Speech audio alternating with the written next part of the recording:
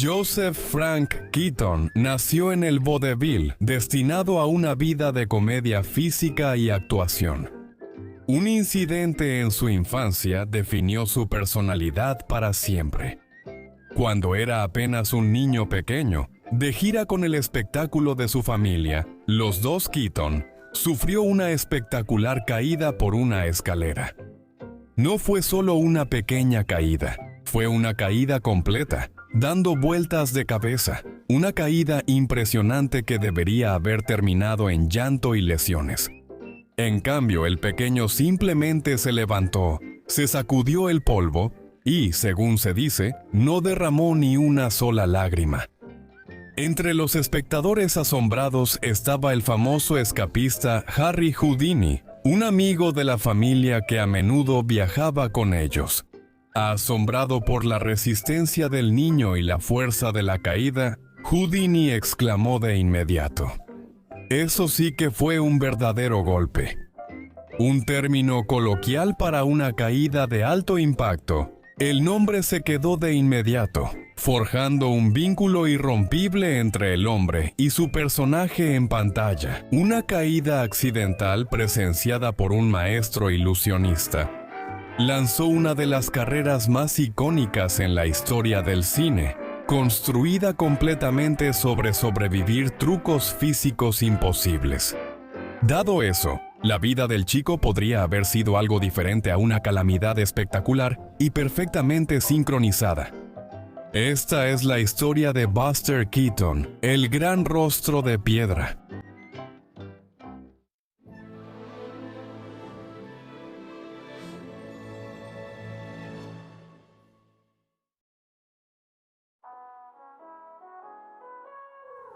El hombre conocido en la historia como Joseph Frank Buster Keaton nació el 4 de octubre de 1895 en el pequeño pueblo de Pica, Kansas. Su padre era Joseph Hall Keaton, un cuáquero nacido en Indiana que escapó de su estricta educación cristiana a los 26 años para perseguir su sueño de convertirse en artista de vodevil. Al llegar a Oklahoma con $8 y un rifle Winchester, conoció a Myra Cutler, madre de Buster, violinista de Iowa de 1,49 m, aficionada al whisky e hija de Frank L. Cutler, dueño de la compañía de comedia Cutler. Era un espectáculo itinerante que obtenía la mayoría de sus ingresos vendiendo bebidas al público. Después de ser contratado por su padre, Joseph y Myra entablaron una relación íntima que eventualmente resultó en su matrimonio el 31 de mayo de 1894. Al salir de la compañía de cuchillería, los recién casados vivieron como artistas. Joseph se hizo famoso por una patada alta de hasta 2,5 metros, lo bastante precisa para tumbar el sombrero de un hombre. 8 meses tras su boda, Myra estaba embarazada. Fue mientras la pareja estaba en Pica, Kansas, una de las muchas paradas temporales en su gira, que ella dio a luz a Buster. La primera de las 3 esposas de Keaton fue Nathani Talmadge, la hermana de 2 actrices famosas. Su gasto compulsivo y querer igualar a los demás, en contraste con las costumbres sencillas de su esposo, serían en parte responsables de su ruptura matrimonial. Su segunda esposa fue Mae Scriven, una enfermera con la que se casó en el apogeo de su alcoholismo. Algunos la acusaron de intentar usar su famoso nombre para su propio beneficio económico.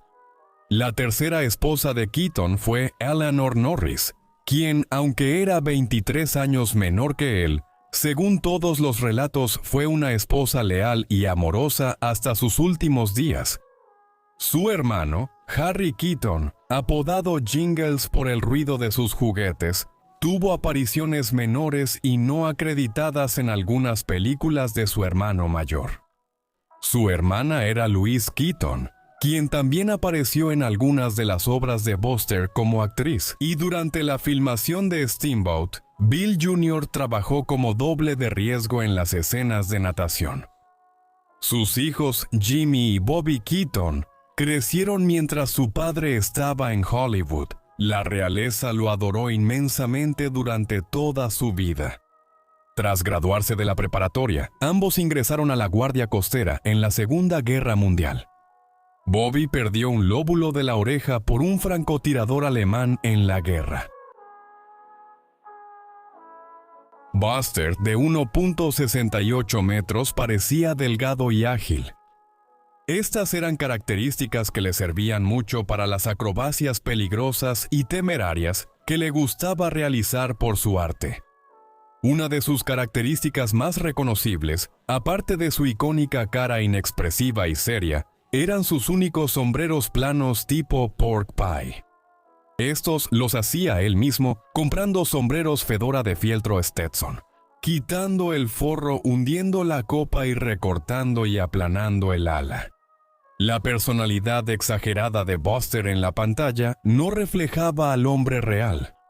Detestaba la atención que lo rodeaba y era notablemente tímido en una ocasión más adelante en su vida. Tras la proyección retrospectiva de su carrera, Buster salió corriendo del teatro para vomitar en un callejón trasero cuando vio hordas de fanáticos apresurándose hacia él. En lugar de ser el centro de atención, no disfrutaba nada más que jugar unas manos de su pasatiempo favorito, el bridge, con un par de sus amigos cercanos. A caballo entre finales del siglo XIX y principios del siglo XX, justo antes de la llegada del cine, la forma más popular de comedia en Estados Unidos era el vodevil. Un espectáculo típico de este género consistía en una variedad de actos sin relación entre sí, presentando de todo, desde contorsionistas hasta ventrílocuos, espectáculos de marionetas, cantineros que cantaban, boxeadores a puño limpio y rutinas de comedia física. Fue en este mundo donde nació Buster Keaton. Uno de sus momentos más definitorios ocurrió cuando se hospedaba en una pensión teatral con sus padres. Tropezó y cayó por una escalera, saliendo milagrosamente ileso de la caída. El famoso escapista Harry Houdini presenció la caída y quedó tan impresionado. Levantó al niño y exclamó: «Vaya que eres un Buster», usando Buster como referencia al término del espectáculo para una caída. Sería el primero de muchos incidentes similares, la mayoría de los cuales fueron exageraciones que propagarían el mito de que Buster Keaton era indestructible. En 1899, la familia Keaton tenía poca suerte en los pobres y pequeños pueblos, y tan ansiosos por conseguir su gran oportunidad, tomaron la decisión de mudarse a Nueva York para perseguir sus sueños. Fue ahí donde Joe y Myra experimentarían un éxito moderado. En una serie de actos en solitario que ellos mismos idearon, el más exitoso fue El hombre con una mesa. Este acto consistía en que Joe realizaba una serie de movimientos acrobáticos alrededor de una mesa mientras estaba disfrazado de payaso, con Myra tocando la corneta de fondo. Su talento pronto fue reconocido, y después de una audición impresionante, consiguieron trabajo en el Teatro Union Square de Tony Pastor, el centro neurálgico de Nueva York, vaudeville. Poco a poco, fueron escalando en el mundo de la comedia, pero solo con la incorporación de un tercer miembro, lograron alcanzar el gran éxito. El tercer miembro era su hijo de 5 años, Buster, quien se vestía con una peluca roja, un chaleco y pantalones y zapatos demasiado grandes. Hizo su debut en el escenario, en el Teatro Wonderland en Delaware. Durante años, el pequeño interrumpía tanto las actuaciones de sus padres que tuvieron que atarlo a un poste del escenario, para evitar que ocurrieran esas interrupciones. Así que, naturalmente, al menos para ellos, los padres de Buster lo incluyeron en el acto para poder vigilarlo. Curiosamente, sin embargo, fue este extraño acto de supervisión parental lo que cambiaría todo. se desarrolló un espectáculo en el que Buster interpretaba el papel de un niño maleducado y grosero. El pequeño Tyke interrumpía constantemente a su padre mientras hablaba con el público, o intentaba aplastar a su viejo con un balón de baloncesto. Y así, para castigarlo, Joseph, con la ayuda de una manija oculta de maleta cosida en la espalda del niño, lanzaba a su hijo por el escenario y fuera de él. Incluso usaba a Buster como un trapeador humano, mientras Mara tocaba el saxofón, y la broma era que Buster siempre regresaba al escenario ileso. A ojos modernos, esto puede parecer abuso, pero Keaton siempre insistió en que no lo era, y que solo hacía lo que le resultaba natural. En estos primeros días, el pequeño showman desarrolló una afectación que luego usaría con gran efecto cómico en su carrera cinematográfica. Eso fue su expresión seria e inexpresiva, conocida como Stoneface. Esto surgió porque a veces solía esbozar una sonrisa en el escenario, para molestia de su padre, quien, sabiendo que mantener una cara inexpresiva aumentaba la comedia, le susurraba fuertemente la palabra cara para evitar que su hijo lo hiciera. Para 1901, los Keaton lo habían hecho tan bien que ya habían aparecido en un periódico de Nueva York y estaban actuando por todo Estados Unidos. Ahora ganaban la suma principesca de $225 a la semana, lo que les permitió mudarse a un lujoso departamento en Nueva York en la calle 21. Sin embargo, la creciente fama de la familia despertó las sospechas de la Sociedad para la Prevención de la Crueldad hacia los Niños, apodada la Sociedad Getty por su fundador, Elbridge T. Gerry. Esta era una organización dedicada a rescatar a los niños del bajo mundo de Nueva York, donde a menudo se veían obligados a trabajar en las calles, en talleres clandestinos y en los teatros. En esa época, las leyes laborales prohibían que los menores de 7 años siquiera pisaran un escenario. A los menores de 16 años se les prohibía cantar, bailar o hacer cualquier cosa durante los siguientes 9 años. El argumento de Joseph era que Buster, como un accesorio humano en el escenario que solo era lanzado de un lado a otro, técnicamente no hacía nada en el escenario. Sin embargo, sabiendo que esta era una excusa débil, Joseph difundió rumores de que su hijo en realidad era un enano adulto, una imagen que cultivó vistiéndolo con trajes y bastones. Durante esos años, si sabían que había un agente de Jerry en el público, Joseph suavizaba el acto. En varias ocasiones, Buster fue llevado a ser examinado por moretones, pero nunca se encontró ninguno. Sin embargo, un día de noviembre de 1907, la sociedad de Jerry finalmente los alcanzó. En ese momento, los Keaton ya eran 5 tras el nacimiento de José en 1904 y Luisa en 1905, hermanos de Buster. Las nuevas incorporaciones solo salían al final de los espectáculos por ser muy jóvenes para la rutina principal. Después de una noche en el Grand Opera House, José fue multado y se le prohibió aparecer en un escenario de Nueva York durante 2 años. Esto fue un golpe enorme para su carrera, considerando que Nueva York era el corazón del movimiento de vodevil estadounidense. La prohibición obligó a José y Mira Keaton a buscar empleo en los pueblos y asentamientos donde empezaron. Los Keaton establecieron su base en Bluffton, Michigan, y volvían cada verano tras la temporada de vodevil. Durante la mayor parte del año, recorrían los Estados Unidos de arriba abajo. Para el joven Buster Keaton, que hasta entonces estaba acostumbrado a mudarse de un lugar a otro, Bluffton se convirtió en uno de los primeros lugares que realmente pudo llamar hogar al regresar de las giras. Pasaba la mayor parte de sus días cazando, pescando y cazando patos, o jugando béisbol, lo cual aprovechaba como una oportunidad para practicar sus habilidades acrobáticas. Una era dar volteretas antes de atrapar pelotas de béisbol. Cuando no estaba presumiendo su agilidad, se le podía encontrar haciendo bromas, desarrollando una reputación en todo el pueblo como un bromista. Sus blancos favoritos, o mejor dicho, su público favorito, eran los turistas desprevenidos que no lo conocían. Fue en este momento cuando el talento de Buster para crear ingeniosos dispositivos mecánicos para rutinas cómicas también salió a relucir. Estas hazañas las logró en colaboración con su amigo Ed Gray. Los Keaton siguieron ganando buen dinero y recibiendo elogios de la crítica, pero la fama eventualmente le pasaría factura al envejecido Joe Keaton.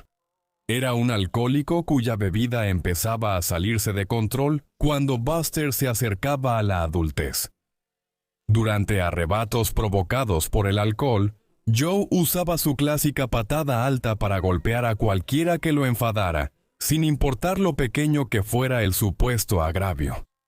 Luego, una noche, furioso porque no era el artista principal en el New York Palace, descargó su frustración contra el dueño del establecimiento, Martin Beck, un poderoso magnate del circuito de vodevil. Al verlo en el escenario, Beck lo provocó con veneno diciéndole: «Está bien, Keaton, hazme reír», lo que hizo que Joe perdiera el control. Saltando hacia su némesis, el rechoncho y alarmado Martin Beck huyó tan rápido como pudo, mientras el viejo Keaton lo perseguía después. En respuesta al incidente, los Keaton fueron vetados de todos los espectáculos en Nueva York, lo que desencadenó una espiral descendente de la que el grupo nunca se recuperó. Cansado de las payasadas de su padre, Buster Keaton, de 21 años, tomó la decisión de irse para abrirse camino solo. Regresando a Nueva York solo y con la ayuda de su agente, consiguió su primer trabajo en solitario como estrella de un musical de comedia en Broadway, llamado The Passing Show, donde ganaba $250 a la semana. Entonces un día, un encuentro casual con un viejo conocido del vodevil, Lou Anger, quien se había metido en el negocio del cine, lo cambió todo. El camino de Keaton hacia las alturas estratosféricas de la fama en el cine comenzó cuando, por invitación de Lou, pasó por el estudio Colony en la calle 48 Este, para conocer al legendario productor de cine Joe Schenck y al aclamado comediante Roscoe Fatty. Arbuckle, quien había sido un gran admirador de los tres Keaton, le pidió a Keaton que participara en un sketch ambientado en una tienda. Buster, nervioso al principio, rechazó pero luego aceptó tras recorrer las instalaciones. Con las cámaras grabando, el debutante actuó como si fuera natural.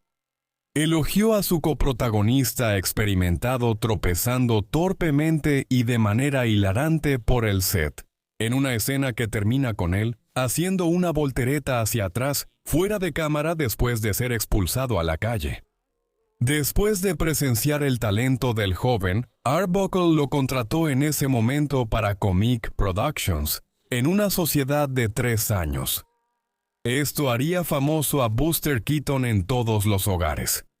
Rápidamente se consolidaría como un miembro clave del equipo de Comique, aprovechando al máximo sus habilidades acrobáticas en sus primeras comedias mudas, que incluyeron The Rough House Out West, The Bellboy y The Garage. Al mismo tiempo que se desarrollaba como actor en pantalla, también estaba aprendiendo los trucos del oficio detrás de cámaras.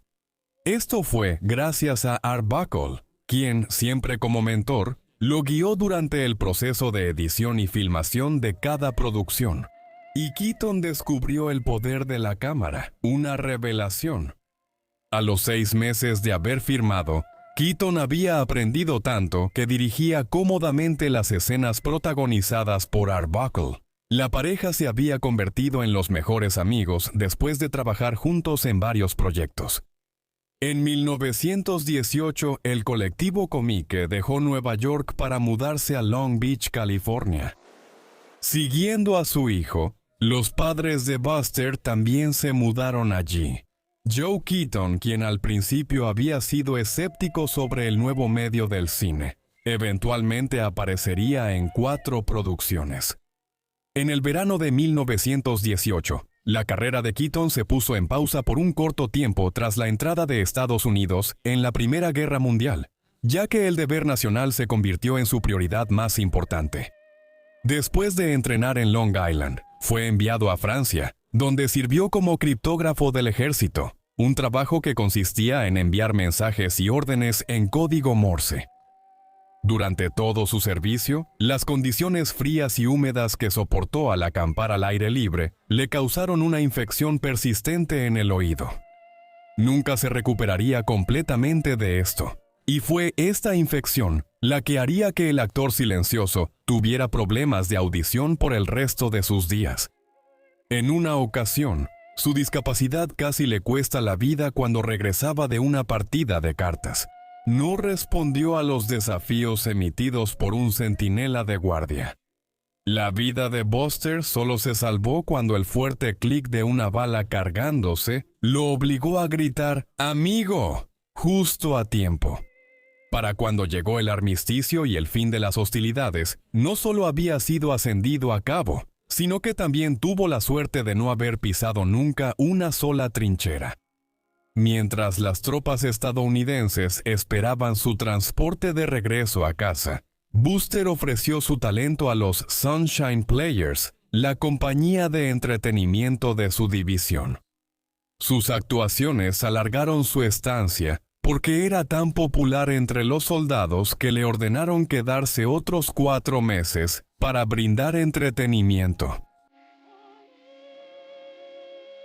Tras su regreso a Estados Unidos, Buster se sumergió de nuevo en la incipiente industria cinematográfica, que ahora había echado raíces firmemente en Hollywood. Rechazando 2 ofertas de $1,000 a la semana, Buster volvió a unirse a Comique Productions por una suma menor, de $250 a la semana, por lealtad a Joe Schenck, su gerente de producción, quien apoyó económicamente a su familia durante la guerra.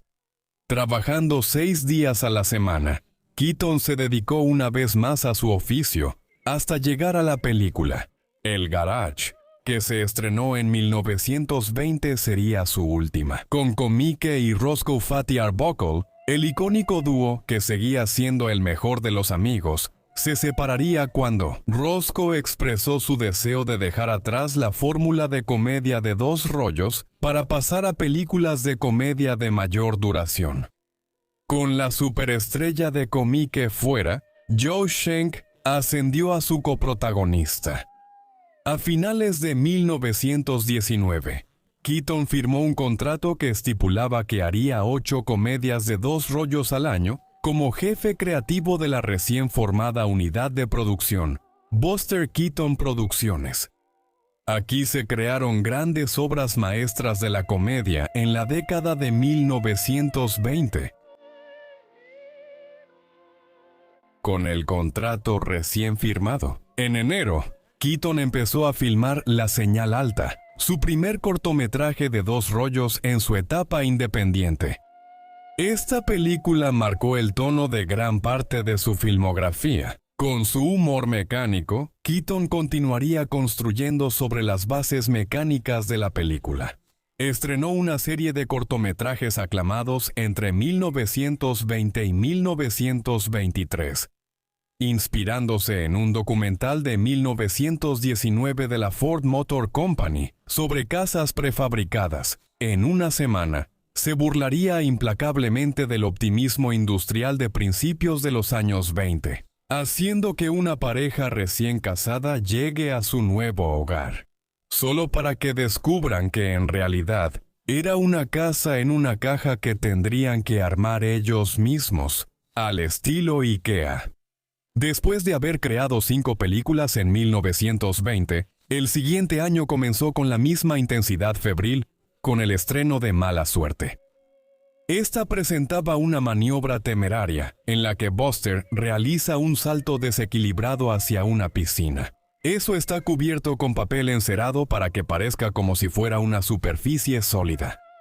Encantado por las carcajadas del público en el cine, que continuaron incluso mientras pasaban los créditos, Buster diría después que fue la mayor risa que obtuvo en su vida.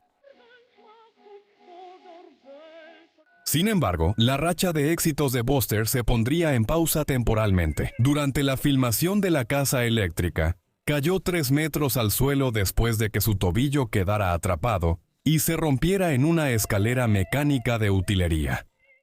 Durante sus 2 meses de convalecencia, Buster le haría la propuesta definitiva a su amante intermitente, Natalie Talmadge, la hermana de las estrellas de cine Norma, y Constance Talmadge, a quien conoció cuando ella era secretaria en Comic Productions. Según su biografía, Keaton afirmó que una solitaria Natalie le había enviado una carta desde Nueva York en la que le informaba que dejaría todo para estar con él.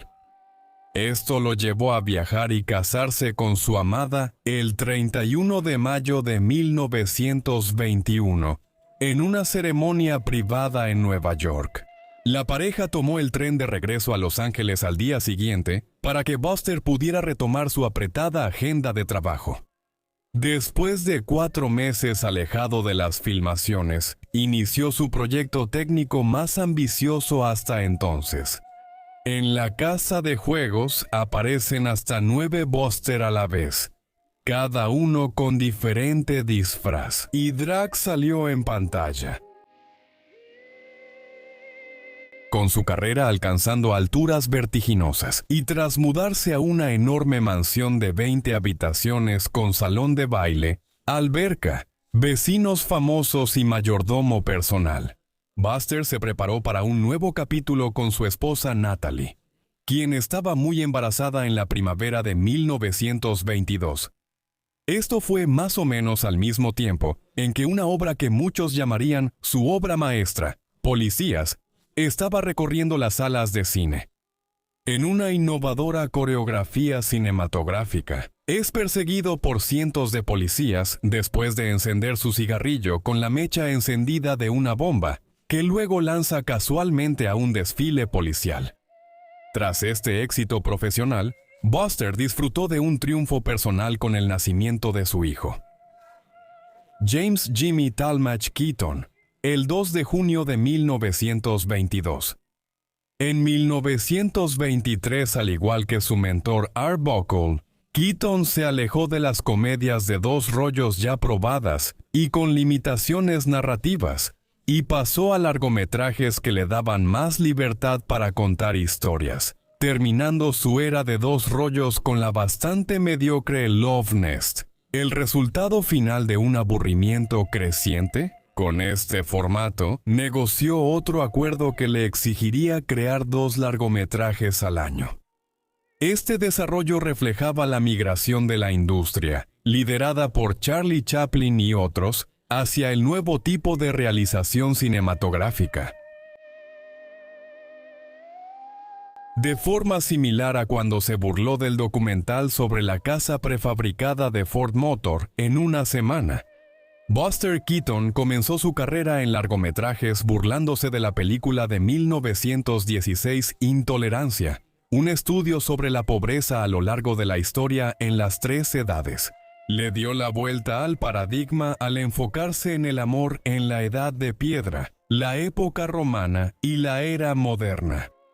Su siguiente trabajo, Nuestra Hospitalidad, es interesante porque significó un cambio artístico alejándose de la comedia pura y acercándose a algo que rozaba lo dramático. El New York Times declaró eso. Esta película más sofisticada y generalmente bien recibida, que superó a las 3 edades en taquilla, era una señal de que la comedia sin trama estaba muriendo. Sin embargo, detrás de la adoración, las cosas no eran tan perfectas en casa. Tras el nacimiento de su segundo hijo, Roberto Bobby Talmadge Keaton, el 3 de febrero de 1924, Natalia había comenzado a dormir en la habitación de invitados de su lujosa mansión. La relación de la pareja, al descubrir que eran como agua y aceite, se deterioró, debido a una combinación de sus gastos excesivos y su insistencia en mudarse a casas cada vez más lujosas. Esto entraba en conflicto con la preferencia de su esposo por una vida sencilla. Sin embargo, fue en esta atmósfera de tensiones matrimoniales que Buster crearía uno de sus clásicos más queridos. Sherlock Jr. está protagonizada por el padre de Buster, Joe Keaton, así como por Roscoe Fatty Arbuckle, cuya carrera se había estancado después de que una mujer fuera encontrada muerta en una de sus fiestas. Sherlock Jr. es notable porque, mientras se columpiaba en una cuerda desde un tren en movimiento para una acrobacia, Buster se rompió el cuello en una vía del tren. La gravedad de la lesión solo se hizo evidente años después, cuando un médico le dijo que tenía el cuello roto. El siguiente proyecto innovador de Keaton comenzó con el alquiler de un transatlántico de casi 9,000 toneladas. SS Beaufort, un veterano de la Primera Guerra Mundial. Esto fue el escenario marítimo para su siguiente proyecto. El navegante, con una tripulación de 60 personas, compuesta por una mezcla de equipo de cine y marineros, así como un capitán, Juan O'Brien. Buster pasó 10 semanas en el mar haciendo su película. Durante ese tiempo, casi se asfixia 2 veces filmando escenas bajo el agua, con un voluminoso traje de buzo. Sin embargo, estas experiencias cercanas a la muerte tendrían un lado positivo cuando el navegante se convertiría en el mayor éxito financiero en la historia de los estudios Keaton. Su siguiente película, 7 oportunidades, era sobre un hombre que debía casarse antes de las 7 p.m. para heredar $7 millones. Luego empezó a planear su próximo proyecto, Ve al Oeste, donde sería el protagonista. Un joven solitario del Medio Oeste entabla una amistad inesperada con una vaca llamada Ojos Marrones. Filmada en el desierto de Arizona, donde el calor obligaba a cubrir las cámaras con hielo para que funcionaran. La producción se retrasó inicialmente 2 semanas, porque su coprotagonista Bobina había entrado en celo y no estaba para nada interesada en actuar. Sin embargo, Ve al Oeste fue un éxito certificado, alcanzando los mismos números que 7 oportunidades. Después de esto, Buster se preparó físicamente para su siguiente papel en El Batallador, mayordomo, en la que interpreta a un caballero aristocrático que finge ser un boxeador famoso para conquistar a su interés amoroso. De repente se da cuenta de que tiene que pelear contra el hombre al que está suplantando. El Batallador. Mayordomo es más conocido por la brutal y agotadora pelea de boxeo, donde se lanzaron golpes reales. Este evento por sí solo puso a esta película casi al mismo nivel de éxito que El Navegante. Keaton mantuvo un enfoque crudo en su siguiente película, El General, una comedia de acción sobre la guerra civil, inspirada en una historia real de espías de la Unión que experimentaban destruyendo puentes, roban un tren del sur, cortando cables de telégrafo y vías del tren. Cuando se supo que Keaton estaba en la ciudad, decenas de curiosos llenaron las carreteras cercanas para mirar el maestro del humor en acción, con muchos de ellos presentes para presenciar quizá la acrobacia más cara en la historia del cine mudo. El viernes 23 de julio de 1926 más de 4,000 personas presenciaron el increíble espectáculo de un tren cayendo 35 pies hacia un río. El tren cayó desde un puente de caballetes de madera que había sido incendiado, un espectáculo de apenas 14 segundos, que había costado la asombrosa cantidad de $42,000. A pesar del esfuerzo y dinero, El General solo tuvo una recepción tibia en el momento de su estreno. La opinión pública parecía ser que Buster el payaso había priorizado la acción sobre la comedia. Con el tiempo, aunque El General luego fue considerada una obra maestra, y la película más famosa de Keaton. Gran parte de ella sería editada y recortada por el propio Buster en su nueva casa, apodada la Villa Italiana, un lujoso palacio de estilo palazzo italiano de 10,000 pies cuadrados. Esta casa contaba con 20 habitaciones que incluían un aviario, canchas de tenis, una alberca de 30 pies, un arroyo poblado de truchas, un departamento de garaje de 3 habitaciones para el servicio doméstico y toda una ala reservada para su esposa Natalia Buster. Keaton estaba en la cima de su carrera y parecía tenerlo todo, pero detrás de la fachada la verdad era menos que perfecta. Su relación con Natalia, cuyo gasto excesivo y vida lujosa siempre causaron fricción, se había deteriorado. Buster recurría al alcohol con más frecuencia para enfrentar sus problemas. Desanimado por la fría recepción del general, decidió irse a la segura con su siguiente película, Universidad. Esto fue un intento de capitalizar el ambiente universitario que estaba tan de moda en ese momento en Hollywood. Pero esto no resultó como él quería. Los críticos destrozaron la película por su enfoque formulaico y chistes pueriles.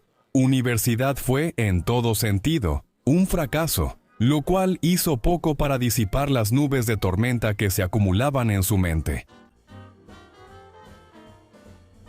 Con su salud mental empeorando, Buster se puso a trabajar en lo que resultaría ser la última película de su era independiente, El héroe del río. Hacia el final, una casa de 2 pisos se derrumba sobre Keaton, quien, en un estado depresivo, años después, recordaría que no le importaba si la casa lo golpeaba o no, después de terminar la escena. Y en un anuncio sorpresa, su productor y amigo de toda la vida le informó. Joe Schenck, quien quería salir del negocio del cine independiente y entrar al mundo corporativo de la producción cinematográfica, le informó que cerraría Buster Keaton Producciones para siempre. La decisión de Schenck fue una reacción al cambio generalizado en la industria en ese momento, impulsado por la introducción del sonido en el cine. Los presupuestos inflados hacían que los costos de las películas para cineastas independientes fueran demasiado altos. Pero en lugar de dejar a su buen amigo en la calle, con la ayuda de su hermano, Schenck había arreglado que Buster firmara un contrato lucrativo con Metro-Goldwyn-Mayer. Era uno de los nuevos estudios Leviatán que irrumpían en Hollywood. Después de un par de whiskies antes del almuerzo, Buster llegó a un acuerdo con Nicholas Schenck, quien le prometió los mejores guionistas y todo el dinero que necesitara para hacer grandes películas. El contrato que firmó el 26 de enero de 1928 estipulaba eso. Buster recibiría un salario de $3,000 a la semana y una cuarta parte de todas las ganancias, con la condición de que debía hacer 2 títulos al año. Sin embargo, la otra cara de la moneda era que Buster perdería toda libertad creativa. Además, aclaraba que él no tendría la decisión final sobre el guión ni la dirección. Las limitaciones del acuerdo, que Buster más tarde afirmaría que fue el mayor error de su vida, sentaron un mal precedente desde el principio para la creatividad sin restricciones. La disposición para cambiar y modificar las cosas sobre la marcha era el ingrediente mágico que había hecho que las películas de Keaton fueran superiores al resto. El ciclo de producción de su primera película, El camarógrafo, fue una indicación de lo que le deparaba el futuro. El sencillo y efectivo primer borrador del guión de Keaton fue arruinado por la intervención combinada de 22 guionistas de MGM, quienes, siguiendo el credo de cantidad sobre calidad, destruyeron la visión original. Con la introducción de mafiosos, ladrones de joyas, estibadores y otros elementos superfluos, el guión se volvió tan malo que tuvo que desecharlo por completo y empezar de nuevo. Aunque el nuevo era mejor como resultado, todavía sufría de añadidos innecesarios. La dirección no era mejor en el set. El experimentado director, Keaton, tuvo que seguir un conjunto de instrucciones sofocantemente estrictas, alejándose de su proyecto. Aprendería por las malas que ya no podría arriesgar su seguridad por las cámaras. Cuando ayudó a la superestrella Lou Cody, ya que sus dobles no lograban hacerlo gracioso, Buster se puso el vestuario de Cody y cayó por las escaleras con un aplomo cómico. Solo para que lo llamaran a la oficina de su jefe al día siguiente y le dijeran que no se le permitía ponerse en peligro potencial. Aunque El camarógrafo es vista como una buena película y un gran éxito, ya que Buster tuvo cierta libertad para improvisar, muestra indicios de los elementos formulaicos que luego dominarían. Eran diálogos cursis, primeros planos románticos y chistes exagerados, como la repetida ruptura y reparación de una ventana de oficina. Sin embargo, para sus jefes, que no se habían dado cuenta de que fueron los elementos improvisados los que hicieron exitosa la película, esto reafirmó su convicción de que la programación estricta y el control eran el camino a seguir. La segunda película de Buster con MGM, Matrimonio por Despecho, la primera en tener efectos de sonido y que venía con un guión preelaborado, sufrió mucho como consecuencia de esta mala interpretación. Lo más destacado de esta producción, y lo que más llamó la atención de los críticos, fue una escena improvisada, cuando Buster intenta acostar a su esposa borracha. El humor proviene del hecho de que ella se revuelca por todos lados menos en la cama. Su actuación solo se volvería más rígida en la producción de 1930, Libre y Fácil, un título irónico considerando que Buster tuvo que apegarse a una estricta lista de control del estudio, con chistes poco inspirados y números musicales. A pesar de su baja calidad, Libre y Fácil fue adorada por las masas. L.B. Mayer, jefe de MGM, estaba tan satisfecho con las ventas que le dio a su comediante estrella un bono de $10,000 y 3 meses de vacaciones. Otros, sin embargo, sostienen que las vacaciones se le dieron a Buster como un largo periodo para que se calmara, después de que explotó, furioso en el set después de terminar su última película contratada del año, Dog Boys, que trataba sobre un socialité adinerado que accidentalmente se alista y se encuentra hasta el cuello en las trincheras de la Gran Guerra. Buster voló a Europa con su esposa Natalie para un descanso y relajación muy necesarios. Sin embargo, las vacaciones no fueron tranquilas para la pareja, pues ni siquiera se hablaban entonces. Al regresar de Europa, las penas personales de Buster se agravaron con problemas profesionales cuando se encontró con otro guión desalentador y prefabricado que había sido escrito para él por la cadena de guionistas de MGM después del tedio de filmar Salón, Dormitorio y Baño. Keaton vería su nombre esparcido en los titulares de los periódicos en referencia a un incidente que lo involucró a él y a MGM, la actriz Kathleen Kay.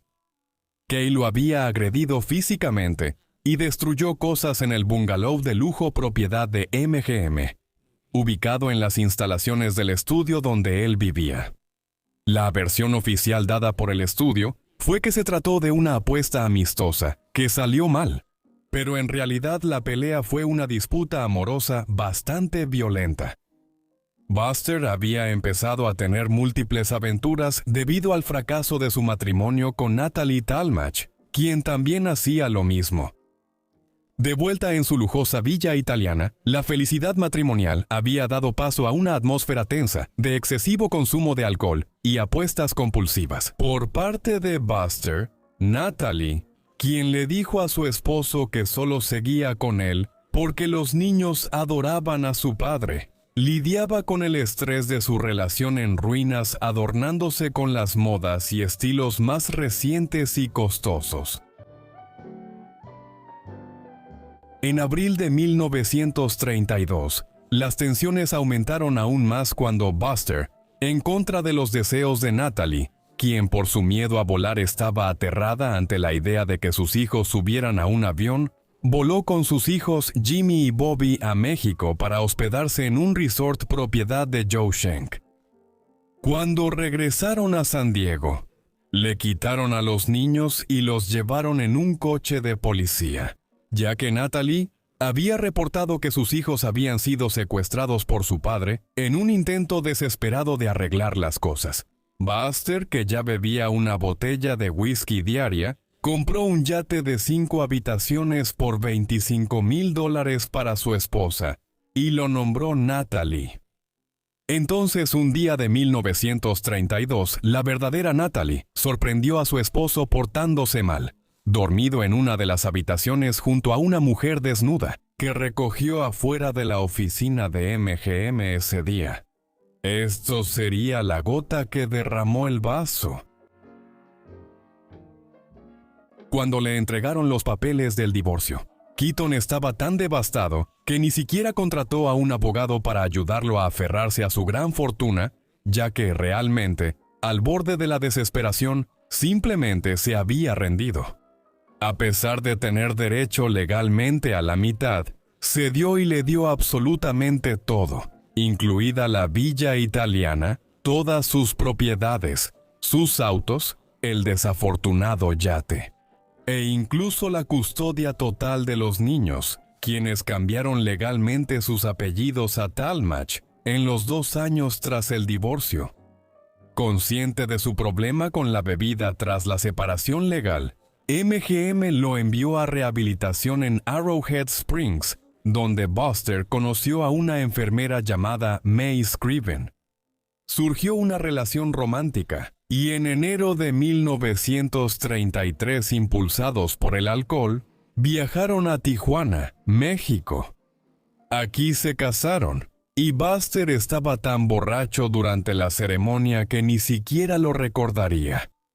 El viaje improvisado enfureció a los jefes de MGM porque interrumpió la filmación de la irónicamente titulada Que, sin cerveza, donde Buster interpreta a un taxidermista que compra una cervecería. Sería su último proyecto en MGM. El 2 de febrero de 1933, recibió una carta del jefe del estudio informándole que estaba despedido con efecto inmediato. Después de esto, Buster anunció públicamente que se retiraba de la pantalla grande como resultado de una crisis personal. Para Keaton, de 1933 a 1935, fueron los años más oscuros de su vida, marcados por desesperanza, bancarrota y deudas. El antiguo comediante llenaba sus días con sesiones de bebida excesiva, mientras intentaba, sin éxito, retomar su carrera. Pero esto era casi imposible.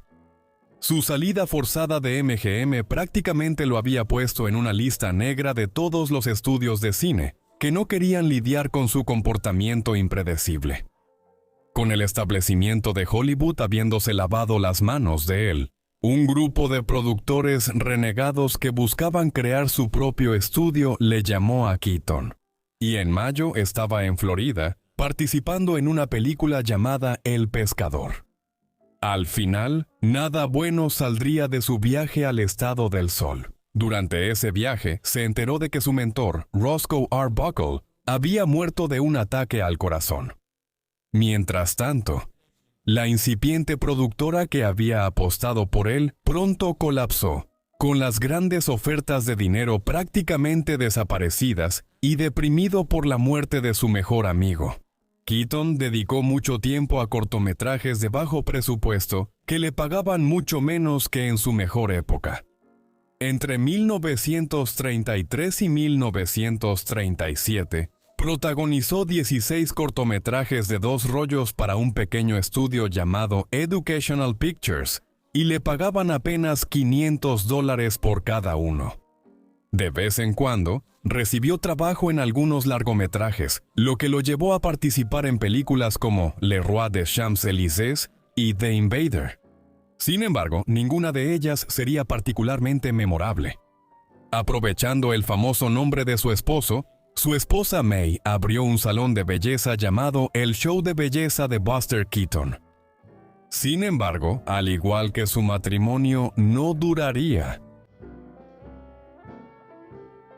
La pareja se divorció en octubre de 1935, después de que May descubriera a su esposo en la cama, con una mujer llamada Leah Clampett. Sewell, supuesto miembro de la alta sociedad y amante de las fiestas, fue conocido por Buster en unas vacaciones en Santa Bárbara. El divorcio le afectó tanto mentalmente que para finales del mes ya era paciente en una sala psiquiátrica. Al salir en Halloween de 1935, juró no volver a beber nunca más. Esta promesa la mantendría casi toda su vida. En 1938, ya recuperándose, los amigos y conocidos de Buster le consiguieron un trabajo como asesor cómico para su antiguo empleador, MGM. MGM le pagaba al ex megastar, que solía llevarse a casa $3,000 a la semana, $100 a la semana por sus servicios. Ese fue el mismo año en que el alcohólico en recuperación de 41 años vio por primera vez a la bailarina de 18 años Eleanor Ruth Norris, cuya pasión ardiente por el bridge hizo que él se fijara en ella. En 1940 se casaron, y en otra señal de que las cosas estaban mejorando. Para ese entonces, Buster había restablecido el contacto con sus hijos, después de haber intentado sin éxito recuperar su custodia. Un día abrió la puerta y se sorprendió al ver a sus dos hijos, que habían desobedecido a su madre y le sonreían ampliamente. Mientras algunas personas en su vida regresaban, otras se iban como su padre, Joe Keaton, quien falleció el 13 de enero de 1946. Tras el final de la Segunda Guerra Mundial, la carrera de Buster Keaton experimentó un resurgimiento que se inició cuando visitó Francia. En 1947, fue rodeado por fanáticos mientras realizaba uno de sus primeros trabajos bien pagados en la reapertura de un circo. Luego, un ensayo de 1949 en la revista Life, titulado La mejor época de la comedia, destacó a Buster Keaton como el más grande de todos los íconos del cine mudo de los años 20. Esto ayudó a rehabilitar su imagen pública, así como su esperado regreso al cine con la película de 1949, Aquellos buenos tiempos de verano. El renacimiento de Keaton le permitió aparecer en televisión en el programa de Ed Wynn, lo que luego le dio su propio show, el show de Buster Keaton, donde el experto humorista principalmente improvisaba rutinas cómicas frente a una audiencia en vivo en el estudio. En las décadas de 1950 y 1960, Buster actuó con nuevas celebridades de la televisión como Donna Reed, Ed Sullivan y Stephen Allen, en presentaciones como invitado bien pagadas. Al mismo tiempo, estaba inundado de trabajos comerciales lucrativos. Buster siguió participando en numerosas películas y obras, como el musical de 1960 Érase una vez un colchón, con el que hizo una gira nacional de 7 meses. Ese mismo año, Buster recibió un Oscar para conmemorar sus décadas de servicio a la comedia. El discurso de premiación celebró a Buster por haber hecho películas que se proyectarán mientras existan las películas. Él aceptó con un breve discurso propio y su clásica expresión seria. Buster también tuvo cameos en Candilejas de Charlie Chaplin y en El mundo está loco, loco, loco, loco de Richard Lester. Algo gracioso pasó camino al foro. También fue guionista de chistes para los hermanos Marx y fue uno de los cineastas más reconocidos en el Registro Nacional de Cine de Estados Unidos. En el verano de 1965, antes de viajar a Italia para actuar como general en la película Guerra al estilo italiano, a Buster le informaron que su tos persistente era un brote de bronquitis. Luego, aproximadamente un mes antes de cumplir 70 años, fue a Canadá para ayudar con una película sobre seguridad industrial, durante la cual su tos empeoró, al punto que, en el avión de regreso a Los Ángeles, las azafatas tuvieron que darle oxígeno cuando empezó a jadear. En el hospital, a Buster y Eleanor les dieron la terrible noticia de que tenía cáncer de pulmón en etapa avanzada. Le informaron que le quedaba de 1 semana a 3 meses de vida, así que durante sus últimos meses, aparte de una aparición en televisión, Buster se retiró de la vida pública. Luego, el 30 de enero de 1966, después de desmayarse mientras jugaba solitario, a su leal esposa, Eleanor, le informaron que el cáncer había llegado al cerebro el 1 de febrero de 1966 a las 6:15 de la mañana, después de que le administraron un sedante. Joseph Buster Keaton murió en casa, tranquilamente mientras dormía. Así terminó una carrera de comedia que abarcó 6 décadas. Buster Keaton, originario de un pequeño pueblo en Estados Unidos, inició su carrera artística a los 5 años, cuando se convirtió en parte del acto de vodevil de sus padres, interpretando el papel de un niño problemático que era lanzado por su exasperado padre. Los 3 Keaton alcanzaron el estrellato nacional. Sin embargo, las cosas empezaron a ir cuesta abajo, cuando les dieron una suspensión de 2 años del circuito de Nueva York por incluir ilegalmente a Buster, que era menor de edad, en su espectáculo teatral. Al establecerse en Bluffton, Michigan, los Keaton no tuvieron más opción que aceptar trabajos en lugares menos prestigiosos por todo Estados Unidos. La compañía de comedia familiar se disolvió cuando los arrebatos violentos y alcohólicos del padre de Buster, Joe, se descontrolaron. Decidido a abrirse camino por su cuenta, Buster fue a Nueva York, donde un viejo amigo le consiguió trabajo, reunión con el comediante Roscoe Fatty Arbuckle y el productor Joe Schenck. Tras impresionarlos en una audición, firmó un contrato de 3 años con Comic Productions, lo que le permitió hacer la transición al nuevo medio del cine mudo. Allí estableció una gran química en pantalla y una estrecha amistad con Arbuckle, quien también le enseñó cómo filmar, editar y dirigir. En este fértil periodo de creatividad y experimentación, solo interrumpido por el servicio de Keaton en la Primera Guerra Mundial en Francia, la pareja hizo populares comedias de 2 rollos como The Rough House, Out West, The Bellboy y The Garage, terminando en buenos términos con su mentor Arbuckle, quien quería probar suerte en los largometrajes. El aprendiz recibió las riendas y se le dio su propio estudio, Buster Keaton Producciones. Esto marcó el inicio de la era de las obras maestras, cuando Keaton creó clásicos como One Week, The Playhouse, Cops, Sherlock Jr., The Navigator y The General. Habiendo alcanzado la cima de su industria, se casó con Natalie Talmadge, tuvo 2 hijos y se mudó a mansiones cada vez más grandes. Sin embargo, no todo estaba bien. Su éxito profesional ocultaba el lento deterioro de su matrimonio y un descenso gradual hacia el alcoholismo. Esto solo empeoró cuando, debido al aumento en el costo de las películas, su estudio independiente fue cerrado repentinamente y firmó con Metro-Goldwyn-Mayer. Privado de toda libertad creativa por los jefes del estudio que despreciaban la improvisación, las películas de Buster perdieron su filo agudo e ingenioso como resultado. Esta falta de realización profesional, junto con la muerte de su mejor amigo Arbuckle y un matrimonio sin amor, agravaron sus problemas con el alcohol y el juego.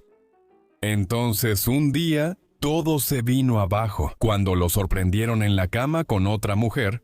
Natalie se divorció de él y le quitó todo lo que tenía, incluidos sus queridos hijos. Cansados de lidiar con su comportamiento errático inducido por el alcohol, MGM lo despidió y Hollywood lo abandonó.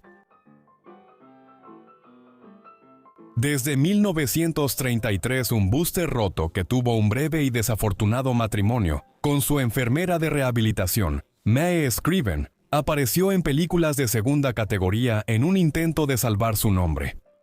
Pero las cosas empezaron a mejorar a partir de 1935 cuando, habiendo dejado el alcohol, se convirtió en asesor cómico para sus antiguos empleadores, MGM. A inicios de los años 40 conoció a su tercera esposa, Eleanor Ruth Norris, y retomó contacto con sus hijos preparando su regreso profesional.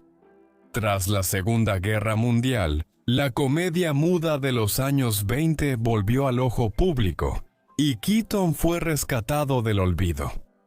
Durante las décadas de los 50 y 60, fue inundado con oportunidades comerciales, de cine, televisión y teatro, e incluso recibió un Oscar por sus contribuciones a las artes cinematográficas. El anciano Keaton mantuvo un horario de trabajo rigurosamente ocupado, hasta que le diagnosticaron cáncer de pulmón en 1965. Luego, el 1 de febrero de 1966, con su querida Eleanor, consolándolo en sus últimos momentos, murió pacíficamente mientras dormía. ¿Qué opinas de Buster Keaton? ¿Fue él el mejor actor-director en la historia del cine y la mayor estrella masculina en la historia del Hollywood clásico? Por favor, háznoslo saber en la sección de comentarios y, mientras tanto, muchas gracias por vernos.